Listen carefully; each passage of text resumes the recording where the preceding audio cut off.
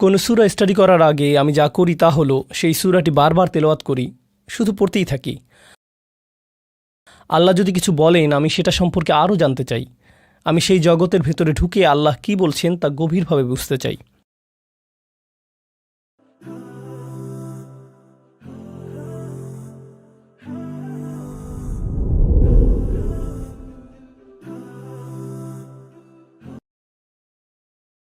আসসালামু আলাইকুম। আমার একটি ছোট প্রশ্ন ছিল। প্রথমেই আমি আপনাকে ধন্যবাদ জানাচ্ছি এবং আমি চিন্তা করছিলাম আপনি কিভাবে কোরআনের সূরা নিয়ে পড়াশোনা করেন। আপনার কি কোনো সাজেশন আছে আমাদের জন্য? আপনার কি কোনো ফিক্সড প্ল্যান আছে যেটা আপনি প্রত্যেকটা সূরার জন্য অনুসরণ করে থাকেন? ধন্যবাদ আপনাকে। এটা তো বেশ কঠিন মনে হচ্ছে। আমার পদ্ধতি এখনও আপনারা অনুসরণ করতে পারবেন না, কিন্তু আমি চাই আপনাদের এমন অবস্থানে নিয়ে যাব যে আপনারা তখন আমার পদ্ধতি অনুসরণ করতে পারবেন। আপনাদের সংক্ষেপে আমার পদ্ধতি বলে দিচ্ছি, এরপর আপনাদের প্ল্যান কি হবে সেটা বলবো। আমার তো ইচ্ছে ছিল সপ্তম দিনে আপনাদের প্ল্যান বলে দিব, ঠিক আছে? তো আজকে আমাদের প্ল্যানটা আপনাদের বলছি, আপনাদের প্ল্যান সপ্তম দিনে বলবো। কোনো সূরা স্টাডি করার আগে আমি যা করি তা হলো সেই সূরাটি বারবার তেলাওয়াত করি, শুধু পড়তেই থাকি। এটাই হলো আমার প্রথম ধাপ। সাথে সাথে সেই সূরা নিয়ে আমার কোনো পর্যবেক্ষণ আর প্রশ্নগুলো টুকে রাখি কোথাও, সেগুলো সব নোট করি। হয় মনে মনে সেগুলো নোট করি, অথবা আমার ফোনে সেগুলো নোট করে ফেলি। সেই আয়াত নিয়ে আমার মনে কি চলছে সেগুলো টুকে রাখি। এরপর দ্বিতীয় ধাপ হলো আমি সেই সূরার গঠন বোঝার চেষ্টা করি। এই সূরার ভেতর আলোচিত ধারণাগুলোর গঠন প্রণালী বোঝার চেষ্টা করি। সেটার কিছুটা আপনারা শেষের দিকের স্লাইড দেখেছিলেন, তাই না? সূরার ভেতরকার এই ধরনের গঠনকে বলা হয় স্ট্রাকচারাল কোহেরেন্স অথবা কাঠামোগত সমন্বয়। অর্থাৎ সূরার শব্দ বাক্যগুলোর মধ্যে এক প্রকার প্যাটার্ন লক্ষ্য করতে পারবেন আপনি, কিন্তু এগুলো ছাড়াও আরও অন্যরকম গাঠনিক ব্যাপার আছে।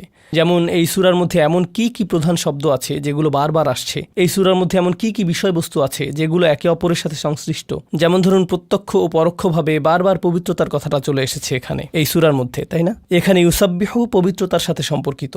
এরপর কুদ্দুস শব্দটি পবিত্রতার সাথে সম্পর্কিত। ইউজাক্কিহিম পবিত্রতার সাথে জড়িত। ইহুদিদের দৃষ্টিকোণ থেকে হিমারও পবিত্রতার সাথে সম্পর্কিত, তাই না? এভাবে লক্ষ্য করবেন যে সূরার মাঝে এমন কিছু বিষয়বস্তু বারবার ঘুরে ফিরে চলে আসে বিভিন্নভাবে, সেগুলো মিলে পুরো সূরার ধারণাটি একত্রে গঠন করে। এই দ্বিতীয় জিনিসটিও আমি লক্ষ্য করি। এটা মোটামুটি বলতে পারেন সাহিত্যিক দিক হতে পড়াশোনা।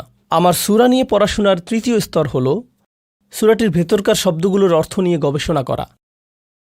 যেমন আপনারা তো দেখেছেন আমি আপনাদের কিছু স্লাইড দেখিয়েছি সাব্বাহা নিয়ে, কুদ্দুস শব্দ নিয়ে কিছু স্লাইড দেখিয়েছি, কোনো আয়াতের প্রধান কোনো শব্দগুলো নিয়ে স্লাইড দেখিয়েছি, তাই না? তামান্নি দেখিয়েছি, ঠিক? তো এভাবে আমি সূরাটির শব্দভাণ্ডার সম্পর্কে আরও গভীরভাবে জানতে চাই। এই সূরার প্রেক্ষাপট থেকে আর কি কি শিখতে পারি সেগুলো জানতে চাই। তো এটি হলো আমার সূরা স্টাডির তৃতীয় স্তর।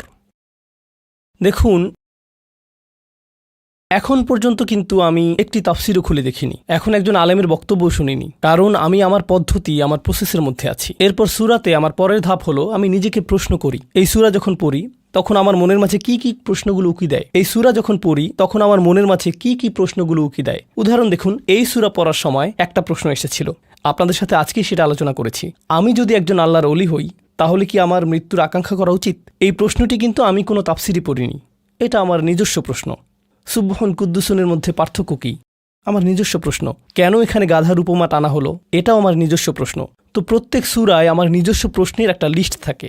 এরপর আমি এই সূরাগুলোর উত্তর পুরো কোরআন ঘেঁটে বের করার চেষ্টা করি।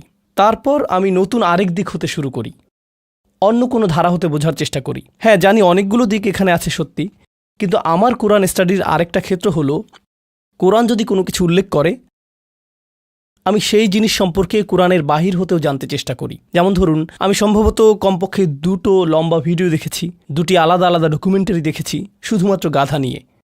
আরও অনেকগুলো আর্টিকেল পড়েছি। কেন? কারণ আল্লাহ গাধার আলোচনা করেছেন। অর্থাৎ তিনি যদি কিছু নিয়ে কথা বলেন আমি সেটা সম্পর্কে আরও জানতে চাই।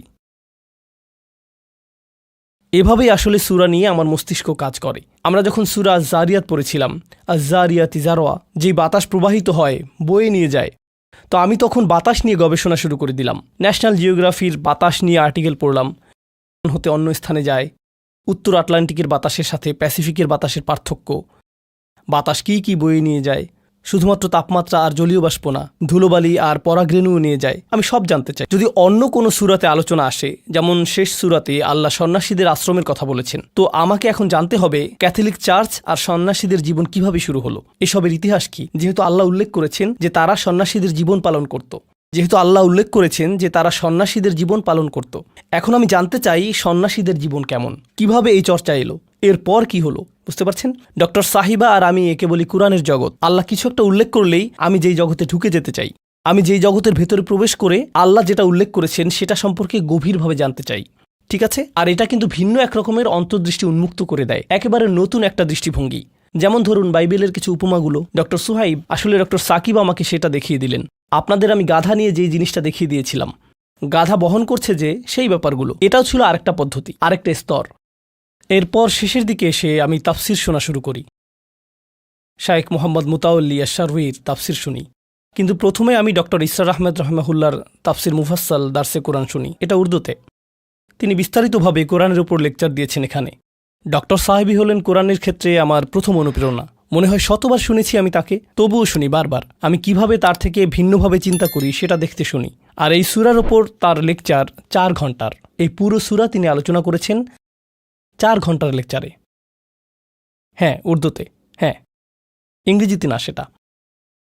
এরপর আমি শায়েখ মোহাম্মদ মুতাওয়াল্লি আশ-শারওয়ির তাফসির পড়ি, কারণ কখনো কখনো তার কিছু সুন্দর দৃষ্টিভঙ্গি পাই রহমাহুল্লাহ। যদি তার আলোচনার কিছু খুঁজে পাই, কোথাও যদি কোনো ভিডিও পাই, সেটা দেখি। এরপর আমি নিজেকে প্রস্তুত করি তাফসির পড়ার জন্য, কিন্তু এখনও প্রস্তুত না। এরপর যাদের আমি পড়ি তাদের একজন হলেন ডক্টর ফাদেল সালেহ আস-সামেরাই। আমি বোন সামার আর নাউতের প্রতি আন্তরিকভাবে কৃতজ্ঞ। সম্ভবত তিনি এখন সৌদি আরবে আছেন। তিনি তার সমস্ত লেকচারগুলো গুছিয়ে আমার জন্য ট্রান্সক্রাইব বা প্রতিলিপি করে দিয়েছেন। তো তিনি প্রত্যেক সূরার জন্য একটা ওয়ার্ড ডকুমেন্ট পাঠিয়ে দেন আমাকে। আমি সেই সূরার উপর তার কাজগুলো পড়ে যাই, সেটা পুরোটাই আরবিতে। তো সেটা আমি মনোযোগ দিয়ে পড়ি। তিনি সেখানে আসলেই কিছু আকর্ষণীয় তুলনামূলক বিশ্লেষণ তুলে এনে দেখিয়েছেন। যেমন আল্লাহ কেন অমুক আয়াতে এই শব্দটি ব্যবহার করলেন, কেন তমুক আয়াতে ওই শব্দ ব্যবহার করলেন, ওটা কেন করলেন না, এভাবে দুর্দান্ত সব তুলনামূলক বিশ্লেষণ তুলে আনেন তিনি। এরপর আমি প্রত্যেকটি আয়াত আমার টিমের সাথে আলোচনা করি। আমার আসলে 2টা টিম আছে। একটি টিমের সাথে কলে আলোচনা চলে, আরেকটি টিম হলো হোয়াটসঅ্যাপ গ্রুপে। আমরা সেখানে টেক্সট করি, ভয়েস নোট দেই। আমার কল টিম হলো পাকিস্তানের ইসলামাবাদে। সেখানে 8 জন নারী আর 2 জন পুরুষ আছে। সবাই ইন্টারন্যাশনাল ইসলামিক ইউনিভার্সিটি অফ ইসলামাবাদের গ্র্যাজুয়েট, অথবা সেখানে এখনও অধ্যয়নরত আছেন। সবাই কোরআন আর তাফসির নিয়ে বিশেষজ্ঞ। দুর্দান্ত তারা সকলেই, বিভিন্ন বয়সের তারা। তাদের কেউ ব্যাচেলরে আছেন, কেউ মাস্টার্সের শিক্ষার্থী, কেউ আবার আছেন পিএইচডিতে। তো আমি যা করি তা হলো তাদেরকে কল দিয়ে বলি যে আজকে আমরা এই সূরার একটি আয়াত নিয়ে আলোচনা করব। তোমরা যা ইচ্ছা তাফসির পড়ে নিতে পারো। আমরা একটি আয়াত নিয়ে 2 ঘন্টা ধরে তাদাব্বুর করব সবাই মিলে। এর পরের দিন আমরা পরের আয়াত নিয়ে তাদাব্বুর করব, তার পরের দিন পরের আয়াত, এইভাবে। তো এগুলোই হলো আমার সম্পূর্ণ পদ্ধতির একাংশ। এরপরেও আমার কিছু জানতে হলে, কোনো প্রশ্ন থাকলে, আলোচনা করতে চাইলে আমি ডক্টর সুহাইব সাঈদকে কল করি। তিনি বাইয়েনার রিসার্চ হেড পদে আছেন। তাকে কল দিয়ে তার দৃষ্টিভঙ্গি জিজ্ঞেস করি। এই সব কিছুর পরেই আমি তাফসির খুলি। কারণ দেখুন, তাফসির হলো অন্য কারো কাজ, কিন্তু তার আগে আমি নিজে হোমওয়ার্ক করে নিতে চাই। তো এই পুরোটা হলো একটা প্রসেস, বেশ সময়ের কাজ, কিন্তু বেশ ভালোই সময় লাগে পুরোটাতে। কিন্তু আপনাদের প্রসেস এতটা জটিল হবে না। আপনাদের পদ্ধতি একেবারেই সোজা, পিৎজা অর্ডার করার মতোই সোজা, যদি না সেটা জার্মান পিৎজা হয়। আমি আশা করছি এই ভিডিও ক্লিপটি আপনাদের পছন্দ হয়েছে। আমার টিম আর আমি অক্লান্তভাবে কাজ করে যাচ্ছি যেন মুসলিমদের জন্য যথেষ্ট পরিমাণ রিসোর্স তৈরি করতে পারি, যেন তারা কোরআন বোঝার প্রাথমিক ধাপ হতে শুরু করে কোরআন গভীরভাবে বুঝতে পর্যন্ত পারে। আমরা নিজেরাও কোরআনের শিক্ষার্থী, তো আমরা চাই আপনি আমাদের সাথে কোরআনের শিক্ষার্থী হয়ে যান।